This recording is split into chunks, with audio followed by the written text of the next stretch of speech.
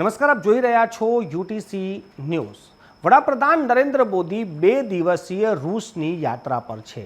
રૂસના રાષ્ટ્રપતિ પુતિન સાથે પણ તેમણે એક લાંબી મુલાકાત કરી છે અને જોવા જઈએ તો આ બિલકુલ ઔપચારિક મુલાકાત હોય એમ તેમના ઘરે જઈને ડિનર કરી રહ્યા છે, તેમના ઘોડાઓ સાથે સમય વ્યતીત કરી રહ્યા છે અને દેશમાં એક સંદેશ આવી રહ્યો છે કે આ યાત્રા ખૂબ જ સફળ રહી છે।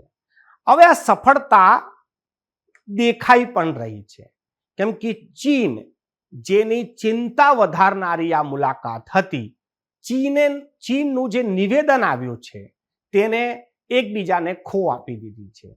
ચીનનું કહેવું છે કે વડાપ્રધાન નરેન્દ્ર મોદી અને રૂસની મુલાકાતથી પશ્ચિમી દેશોને તકલીફ થશે, એટલે ચીનને કોઈ તકલીફ પડતી નથી। આપણે એવું માનતા હતા કે ચીનને તકલીફ પડશે કેમ કે રૂસ ચીનનો એકમાત્ર સૌથી મજબૂત મિત્ર છે। એમ તો રૂસ ભારતનો પણ એક સારો મિત્ર છે, પરંતુ જો ભારત અને ચીન વચ્ચે જો એને નક્કી કરવું પડે કે કોના તરફી જવું, તો રૂસ ચીન તરફ જશે, ભારત તરફ નહીં આવે।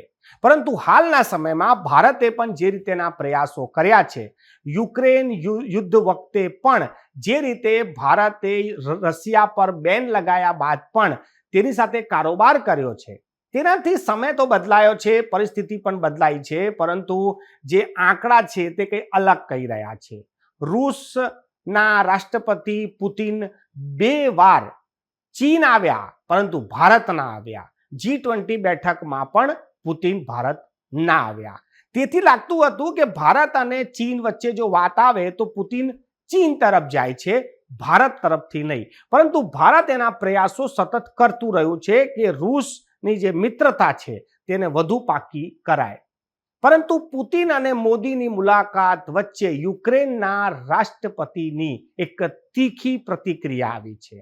યુક્રેનના રાષ્ટ્રપતિએ વડાપ્રધાન નરેન્દ્ર મોદી જે પુતિનના ઘરે ગયા તે સમયને યાદ કર્યો અને જણાવ્યું કે જે સમયે રૂસ યુક્રેન પર મિસાઇલ હુમલા કરી રહ્યું હતું, હોસ્પિટલો પર હુમલા કરી રહ્યું હતું, નિર્દોષ લોકો મરી રહ્યા હતા, તે સમયે મોદીજી તેમની સામે સમય વ્યતીત કરી રહ્યા હતા। એટલે શાંતિના પ્રયાસોમાં આ જે મુલાકાત છે તે અડચણ ઊભી કરી શકે છે।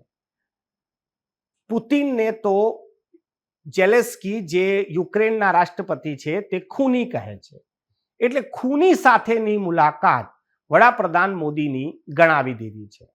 પરંતુ ભારત સરકારે રૂસ યુક્રેન યુદ્ધ હોય કે પછી ઇઝરાયલ હમાસ યુદ્ધ હોય, ભારત સરકારે સ્પષ્ટ કરી દીધું છે કે તે શાંતિ ઈચ્છે છે, પરંતુ સૌથી પહેલો ફાયદો તે ભારતનું ઈચ્છે છે।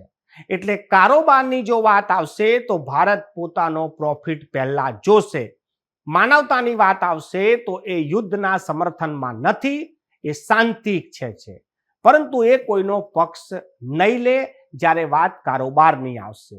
અને ભારતને આનાથી ઘણો ફાયદો પણ થયો છે અને ભવિષ્યમાં ભારત વધુ લાભ લેવા પણ તૈયાર છે। પરંતુ ભારતનું એક સ્પષ્ટ નિવેદન છે કે તેઓ શાંતિ ઈચ્છે છે, યુદ્ધ નહીં ઈચ્છતા। વડાપ્રધાન નરેન્દ્ર મોદીએ પણ પુતિનની સામે આ જ વાત મૂકી છે।